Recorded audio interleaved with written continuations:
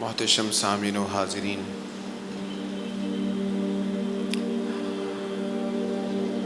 اس وقت جب کہ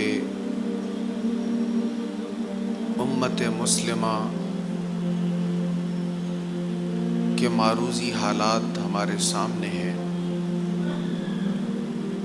ہر طرف سے مسلمانوں پر ظلم ہوتا دکھائی دیتا ہے۔ ایسی صورتحال میں ایک تو کفار کے مسلمانوں پر ظلم کی لمبی داستان ہے، اور دوسری طرف اگر ہم اپنا عمل، اپنا کردار دیکھیں تو ہم میں سے بھی اکثر ایسے ہیں جن کا شمار ظالموں میں کیا جا سکتا ہے۔ ظلم کی جو ڈیفینیشن ہے، ظلم کی جو تعریف ہے، اس کے مطابق ہم بھی عملی اعتبار سے، اپنی معاشرتی زندگی کے اعتبار سے ایسے بہترین نہیں ہے کہ ہمیں ظالم نہ کہا جائے۔ اس ضمن میں چند احادیث آپ کے سامنے پیش کروں گا۔ سورہ ہود کی آیہ کریمہ تلاوت کی ہے، جس میں اللہ تعالیٰ فرماتا ہے، ظالموں کی طرف مائل نہ ہو ورنہ تم کو بھی دوزخ کا عذاب دیا جائے گا۔ نبی کریم صلی اللہ تعالی علیہ وآلہ وسلم نے ارشاد فرمایا، ظلم قیامت کا اندھیرا ہے۔ ویسے تو قیامت کے دن ایمان والے صالحین جو ہوں گے، ان کے آگے پیچھے نور ہوگا، جس نور کی روشنی میں وہ چل رہے ہوں گے، اور نور ان کی رہنمائی کرے گا یہاں تک کہ اس نور کی روشنی میں چلتے چلتے وہ جنت تک پہنچ جائیں گے۔ لیکن جو ظالم ہوگا، اس کے آگے بھی اندھیرا ہوگا، اس کے پیچھے بھی اندھیرا ہوگا، ظلم کی وجہ سے۔ اس لیے فرمایا کہ ظلم جو ہے یہ قیامت کی تاریکی ہے۔ حضرت ابو موسیٰ رضی اللہ تعالیٰ عنہ روایت کرتے ہیں، اور یہ روایت بڑی اہم ہے۔ اس حدیث کو سننے کے بعد، پڑھنے کے بعد ہم پہ لازم ہے ہم سب غور کریں کہ کیا ہم اس کا مصداق تو نہیں ہے۔ حضور علیہ السلام نے فرمایا، اللہ تعالیٰ ظالم کو ڈھیل دیتا رہتا ہے۔ کبھی کبھی ہوتا ہے نا، کوئی مشکل وقت آئے، تکلیف آئے تو ہم چونک جاتے ہیں، ہمیں غور کرنے کا موقع ملتا ہے کہ کہیں ہم سے کوئی غلطی تو نہیں ہو گئی، کوئی گناہ تو نہیں ہو گیا جو ہم پہ یہ مصیبت آئی۔ اور یہ غور کرنا، یہ چونک جانا، اپنا محاسبہ کرنا تکلیف میں ہوتا ہے، آسانیوں میں نہیں ہوتا۔ جب آپ کو راحتیں مل رہی ہیں، آپ نے جس کام میں ہاتھ ڈالا برکت بڑھ گئی، جو آپ نے چاہا ویسا ہو گیا، جو ٹارگٹ آپ نے بنایا اس کو آپ نے اچیو کر لیا، تو آپ کامیاب رہیں گے، خوش رہیں گے، اور ادھر دھیان نہیں جائے گا۔ عام طور پہ یہی خیال آئے گا کہ اللہ ہم سے خوش ہے جو اتنی عنایات ہیں۔ تو حضور علیہ السلام فرماتے ہیں، اللہ تعالیٰ کا گرفت نہ فرمانا، سزا نہ دینا، یہ ڈھیل بھی ہوتی ہے۔ اگر انسان ظلم کے باوجود خوشحالی محسوس کر رہا ہے، گناہوں کے باوجود برکت محسوس کر رہا ہے، لوگوں کا حق مارنے کے باوجود محسوس کر رہا ہے کوئی کمی نہیں آئی، کوئی تکلیف نہیں آئی، بیماری نہیں آئی، تو فرمایا یہ ڈھیل ہے، یہ ڈھیل ہے۔ اور جب اللہ تعالیٰ گرفت فرمائے گا پھر اس کو چھوڑے گا نہیں۔ جس کو ڈھیل دی ہے، جب اس پر گرفت فرمائے گا پھر اس کو چھوڑے گا نہیں، پھر اس کو سخت سزا دے گا۔ اسی لیے علماء فرماتے ہیں کہ جب کوئی تکلیف آئے اور اس تکلیف کے بعد تم رجوع اللہ کرو، اللہ کی بارگاہ میں حاضر ہو جاؤ، توبہ کرو، نماز پڑھنے لگ جاؤ، تو سمجھ لو یہ تکلیف رحمت ہے۔ یہ تکلیف نہ آتی تو تم مسجد میں نہ جاتے، یہ تکلیف نہ آتی تم قرآن نہ کھولتے، تم درود و سلام نہ پڑھتے، وظائف نہ پڑھتے، تو تمہارا اللہ کی بارگاہ کی طرف جھکنا، دعا مانگنا، گڑ گڑانا، نفلوں میں رونا، یہ اس تکلیف کی وجہ سے تھا۔ تو وہ تکلیف عذاب تھوڑا ہے، وہ تو رحمت ہے۔ اور جب تکلیفیں نہ آئیں، مصیبتیں نہ آئیں، پریشانیاں نہ آئیں، تو پھر فکر ہونی چاہیے کہیں اللہ ناراض تو نہیں ہے۔ تو حضرت ابو موسیٰ روایت کریں، حضور علیہ السلام نے فرمایا اللہ ظالم کو ڈھیل دیتا ہے، حتیٰ کہ جب اس کو پکڑ لیتا ہے تو پھر چھوڑتا نہیں ہے۔ حضرت سیدنا ابو ہریرہ رضی اللہ تعالیٰ عنہ روایت کرتے ہیں، رسول اللہ صلی اللہ علیہ وسلم نے فرمایا، جس شخص نے اپنے بھائی کی عزت پر یا اس کی کسی اور چیز پر ظلم کیا ہو، وہ اس دن کے آنے سے پہلے اس کو حلال کرا لے، یعنی اس سے معافی لے لے، جس دن کوئی دینار ہوگا نہ درہم ہوگا۔ یہاں دو چیزیں بیان ہوئی، ایک عزت اور ایک کوئی اور چیز۔ دیکھیں مال، اسباب وغیرہ جن چیزوں کی عام طور پہ قیمت لگائی جاتی ہے، ثمن ہوتے ہیں، اسی میں ہم ظلم سمجھتے ہیں۔ فرمایا کسی کی عزت پہ حملہ کرنا بھی ظلم ہے، کسی کی عزت پہ حملہ کرنا بھی ظلم ہے، اور عزت کا دفاع کرنا اس پر بڑا ثواب بھی ہے۔ فرمایا کسی بندہ مسلم، کسی مسلمان بھائی کی غیر موجودگی میں اگر کسی نے عزت کا دفاع کیا تو اللہ تعالیٰ اس کو دوزخ سے آزاد فرما دیتا ہے۔ فرمایا اگر کسی نے ایسا کیا تو اس دن سے پہلے معافی کروا لے اس سے، جس دن نہ کوئی دینار ہوگا نہ درہم ہوگا۔ اگر اس کا نیک عمل ہوگا تو اس کے ظلم کے برابر وصول کر لیا جائے گا۔ جس نے ظلم کیا، قیامت کے دن اس کی نیکیاں وصول کی جائیں گی۔ چلو اپنی نیکیاں دو، جس پر ظلم کیا تھا اس کو دے دو، جتنا ظلم کیا تھا اتنی نیکیاں تمہاری اس کو دے دی جائیں گی۔ اور اگر اس ظالم کی نیکیاں نہیں ہوں گی تو مظلوم کے گناہوں کو اس پر ڈال دیا جائے گا اور پھر اس کو دوزخ میں پھینک دیا جائے گا۔ ایک دن حضور علیہ السلام نے سوال کیا صحابہ سے، فرمایا تمہیں پتا مفلس کون ہوتا ہے؟ مفلس ہم کہتے ہیں نا غریب کو جس کے پاس کچھ نہیں، تم پتا مفلس کون ہے؟ یا رسول اللہ وہی جس کے پاس درہم دینار نہ ہو۔ فرمایا اس سے بڑا مفلس وہ ہوگا جس کے پاس بڑی نیکیاں ہوں گی، کل قیامت کے دن اللہ کے حضور حاضر ہوگا، بڑی نیکیاں لے کر آئے گا، لیکن اس نے کسی کو گالی دی ہوگی، کسی کو مارا ہوگا، کسی کا خون بہایا ہوگا، کسی کا مال چھینا ہوگا، تو اللہ تعالیٰ سارے مظلوموں کو بلا لے گا اور اس کی نیکیاں ان کو دینی شروع کر دے گا۔ وہ مظلوموں کا حساب پورا نہیں ہوگا تو اس کی نیکیاں ختم ہو جائیں گی۔ ابھی اور بھی لوگ باقی ہیں جن پر اس نے ظلم کیا، پھر کیا ہوگا؟ اللہ تعالیٰ کہے گا چلو اب نیکیاں نہیں، ان کے گناہ اپنے ذمے لو، اب ان کے گناہ اس کے کھاتے میں ڈالے جائیں گے۔ فرمایا پھر وہ گناہوں کے ساتھ دوزخ میں چلا جائے گا۔ یہ ہے مفلسی، حضور علیہ السلام نے فرمایا۔ اللہ اکبر۔ حضرت حذیفہ رضی اللہ تعالیٰ عنہ بیان کرتے ہیں، رسول اللہ صلی اللہ تعالیٰ علیہ وآلہ وسلم نے فرمایا تم لوگوں کی طرح عمل نہ کرو کہ جیسا لوگ کریں گے ہم ویسا کریں گے۔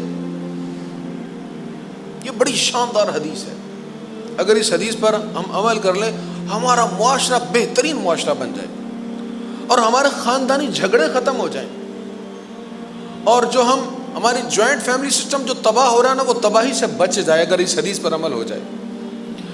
حضور علیہ الصلوۃ والسلام نے فرمایا تم لوگوں کی مثل عمل نہ کرو کہ تم کہو اگر لوگ ہمارے ساتھ اچھا سلوک کریں گے تو ہم بھی ان کے ساتھ اچھا سلوک کریں گے، اور اگر وہ ہم پر ظلم کریں گے تو ہم بھی ان پر ظلم کریں گے۔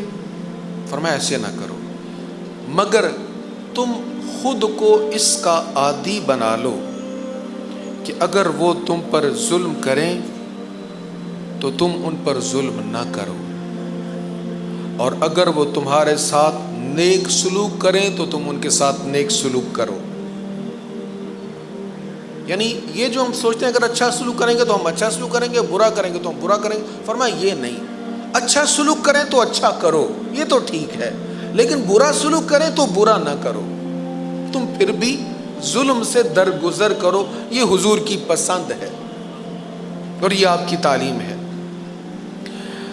اللہ اکبر۔ حضرت ابو موسیٰ اشعری رضی اللہ تعالیٰ عنہ بیان کرتے ہیں کہ رسول اللہ صلی اللہ تعالیٰ علیہ وآلہ وسلم کی بارگاہ میں ایک شخص آیا، آ کر کہنے لگا یا رسول اللہ صلی اللہ علیہ وسلم، کون سا مسلمان مسلمانوں میں افضل ہے، اچھا مسلمان، بہترین مسلمان کون ہے؟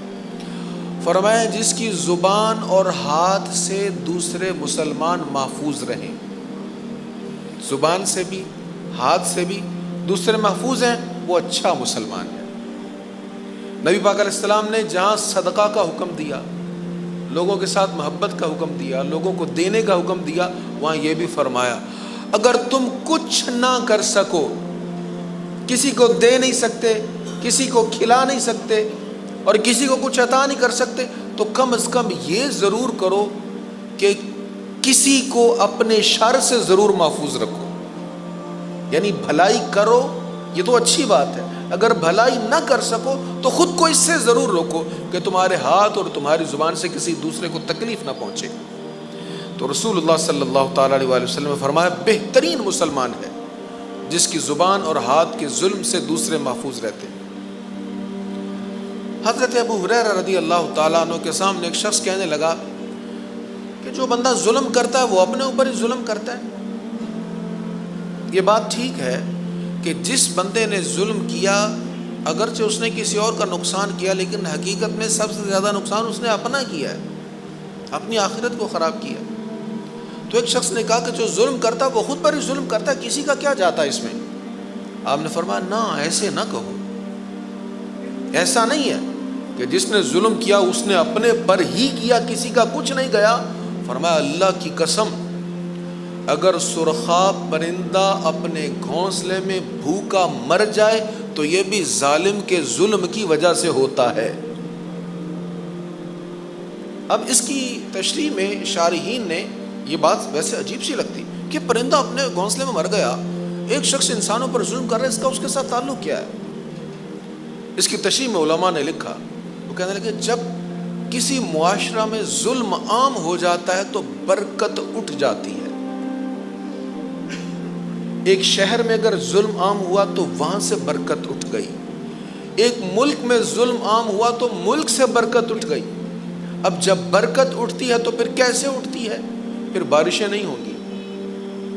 آپ کو ضرورت ہے، دانہ ڈالا ہے، بارش آ جائے، بارانی علاقے آپ کے خشک رہ گئے، یا پھر ایسا ہوگا کہ بارش کی ضرورت نہیں تھی، موسم خشک چاہیے تھا، جیسے آج کا موسم ہے، کسان چاہتا ہے بالکل خشک موسم رہے۔ تو فرمایا جب برکت اٹھتی ہے نا تو جب بارش نہیں چاہیے ہوتی موسلا دھار بارش آ جاتی ہے، یا بارش اتنی آ جاتی ہے کہ طغیانی آ جاتی ہے اور سیلاب آ جاتے ہیں۔ فرمایا ایسے بے برکتی ہوتی ہے، اور جب ظلم کی وجہ سے یہ معاملات ہوں تو پھر جانور بھی متاثر ہوتے ہیں، پرندے بھی متاثر ہوتے ہیں۔ یہ ظلم کی نحوست ہے۔ اس لیے حضرت سیدنا ابو ہریرہ رضی اللہ تعالیٰ عنہ فرماتے ہیں ظلم یہاں تک اپنے نحوست کے اثرات چھوڑتا ہے۔ حضرت ابو سعید خدری رضی اللہ تعالیٰ عنہ روایت کرتے ہیں کہ رسول اللہ صلی اللہ تعالیٰ علیہ وسلم نے فرمایا جس شخص نے دیکھا کسی برائی کو، کسی ظلم کو، اگر وہ اپنے ہاتھ سے مٹا سکتا ہے تو اس کو مٹانا چاہیے، اگر اس میں طاقت ہے تو اس کو ضرور مٹانا چاہیے، اور اگر طاقت رکھے، اگر اس بات کی طاقت نہ رکھے کہ ہاتھ سے مٹا تو پھر زبان سے ضرور اس کی مذمت کرنی چاہیے۔ تو بھئی اور کچھ نہیں کر سکتے، زبان سے تو برا کہو، زبان سے تو برا کہنا چاہیے نا۔ 100 سے زیادہ حفاظ کو شہید کر دیا، معمولی بات ہے یار۔ ایک حافظ قرآن کی شان کتنی ہے؟ میرے مصطفیٰ نے فرمایا کہ 10 ایسے لوگ جن پر دوزخ واجب ہو چکی ہے، حافظ قرآن، قرآن کے حلال کو حلال سمجھنے والا، حرام کو حرام سمجھنے والا، 10 ایسے شخص جن پر دوزخ واجب ہو گئی ہے، ان کی قیامت کے دن شفاعت کرے گا۔ یہاں 100 حفاظ کو شہید کر دیا گیا، ان کے سروں کے عمامے، ان کی دستاریں خون میں ڈبو دی گئیں اور جسم کو ٹکڑے ٹکڑے کر دیا گیا. اور ہمارا وہ مافیاز، ہمارا وہ میڈیا جو ایک عورت کے لیے اتنی چیختا ہے اور اتنا واویلا کرتا ہے کہ میڈیا پر بریکنگ نیوز چلتی ہی اسی کی ہے. اور ہمارا وہ مغربی معاشرہ، وہ یورپ جن کے ہاں کتوں کے بھی حقوق ہیں، اینیمل رائٹس ہیں جن کے ہاں، کہ جانوروں کے ساتھ اگر کسی نے ایسا ظلم کیا تو اس کو یہ سزا ہوگی، وہاں کوئی آواز ہی نہیں ہے. موم بتی مافیا سب مر گئے. کیا انسانیت کی کوئی قدر ہی نہیں ہے؟ دشمن ہی صحیح، انسان تو ہے نا. ہمیں تانے دینے والے، حضور علیہ الصلوۃ والسلام کی تعلیمات پر گفتگو کرنے والے، زبانیں دراز کرنے والے، ارے میرے مصطفیٰ کی سیرت تو دیکھو، میرے حضور کا کردار تو دیکھو اور اپنا طرز عمل دیکھو. اللہ اکبر. آج میں نے حدیث مبارکہ پڑھی، حضرت جابر بن عبداللہ رضی اللہ تعالیٰ روایت کرتے ہیں، ایک جنازہ آیا تو رسول اللہ صلی اللہ علیہ وسلم کھڑے ہو گئے. جنازہ کے استقبال میں کھڑے ہوتے ہیں، حضور کی سنت ہے. حضور کھڑے ہو گئے، ہم بھی کھڑے ہو گئے. کہتے ہیں ہم نے عرض کی یا رسول اللہ، یہ جس کا جنازہ ہے یہ تو یہودی ہے، آپ اس کے لیے کھڑے ہو گئے؟ رسول اللہ صلی اللہ علیہ وسلم نے فرمایا جب بھی جنازہ کوئی آیا کرے نا تو کھڑے ہو جایا کرو. وہ یہودی جن کی مذمت میں قرآن کریم کی آیتیں ہیں، یہودی ہے، بھگتے گا جو عذاب ہوگا اس کو ہوگا، لیکن انسان تو ہے نا. انسان ہونے کے ناطے حضور نے انسانیت کی قدر سکھائی ہے، انسانیت کی عزت میرے مصطفیٰ نے سکھائی ہے. ایک جنگ میں جب قیدیوں کو حضور کے سامنے پیش کر دیا گیا، آپ نے حاتم طائی کا نام تو سنا ہوگا. ان کے بارے میں مشہور ہے کہ یہ مسلمان نہیں ہوئے تھے، کافر تھے. ان کی بیٹی کو بھی قیدیوں میں لا کر حضور کے سامنے پیش کر دیا گیا. سر ننگا تھا، حضور نے اپنی چادر مبارک عطا فرمائی اور سر ڈھانپ دیا. کسی نے کہا یا رسول اللہ یہ تو کافر کی بیٹی ہے. فرمایا کافر کی صحیح بیٹی تو ہے نا. کیسے انسانیت کے درس میرے مصطفیٰ نے سکھائے. اسی حضور پر زبانیں دراز کرنے والے ظلم کی کیسی داستانیں رقم کر رہے ہیں. عراق میں لاکھوں بچے قتل ہو گئے اور لاکھوں بھوک کی وجہ سے مر گئے، بے شمار ان کے ویپنز کی وجہ سے مر گئے. اور جس بنیاد پر عراق پہ حملہ ہوا تھا وہ کہیں سے بھی برآمد نہیں ہوا. وہ کیمیائی ہتھیار کہیں سے بھی نہیں ملے. کسی کا شرم سے جھکا نہیں ہے، کسی کا سر، کسی کو ندامت نہیں ہے.